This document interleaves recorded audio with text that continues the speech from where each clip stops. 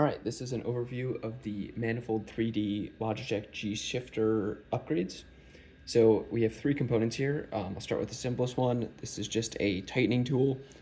So for these little pieces here, you go counterclockwise a little bit and they pop up, and tightening them by hand can be tough. So this just has ridges in it that attach there, and now it's easier. You can see I can tighten it another whole turn, which I couldn't do by hand, and then you can pop it back into place. So that's pretty self-explanatory. Next up, we have the good stuff. We've got a gated shifter adapter. So this replaces the bottom part here on the stock shifter. And then we have a shift knob. So this replaces the ball shift knob that it comes with. So to get this off, you just need to remove the few screws around here. I already have most of them off, so there's only two.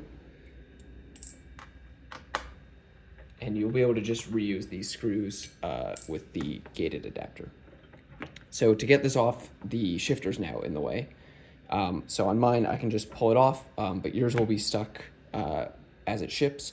To get it off, you need to pry off this top bit. Mine was pretty easy, but you'll probably need a flathead screwdriver to get under here, or a guitar pick or something to pop it off.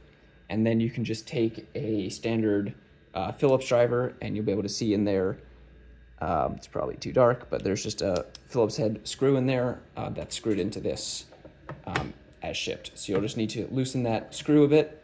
You can leave it in there if you want. We don't really need it. And then set that off to the side.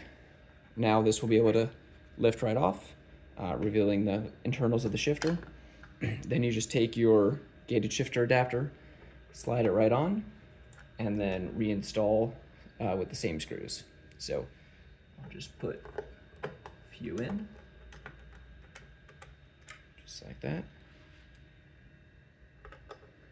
There might be some printed debris around where you're screwing these in, but you can just clean it out with a screwdriver. Should be pretty easy. All right, so 2 is enough to demonstrate, but you should get all the screws in. And then we just take the new shift knob. You'll see this has a hole going down the top all the way to the bottom. And then on the bottom, if there's enough light, so it is actually like a D shape. So it's a circle for the first bit, and then there's a small slot in there. Yeah, it's too dark. But anyway, if you align it, you'll see there are these layer lines here on one side. So if you align that facing to the left, then the D shape should line up. You'll be able to see it if you look at it. And it's the same shape as on the default shifter. Maybe that's easier to see. So there's that flat line on it right there. Yeah. So you take that, and that needs to be aligned to the flat line here on the top.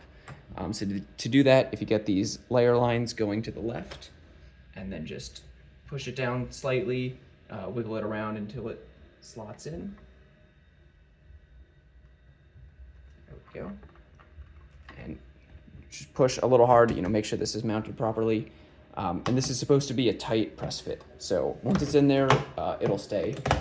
But if yours is a little loose, or it ends up loosening up, you can take that same screw from here and actually insert it all the way down here, as long as you have a longer screwdriver, and you'll be able to screw that in and secure it tightly. But for me, just doing this press fit was a lot easier. So you can always take it off, just wiggle it a bit, and it'll come right off, and then you can get it back on just with a press fit. You see, the second time it's a lot easier than the first time, but it's still tight. So just a little demonstration here.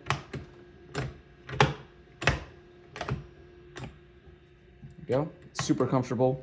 It's nice to just hold it like this, or with your thumb on top, or just from the top.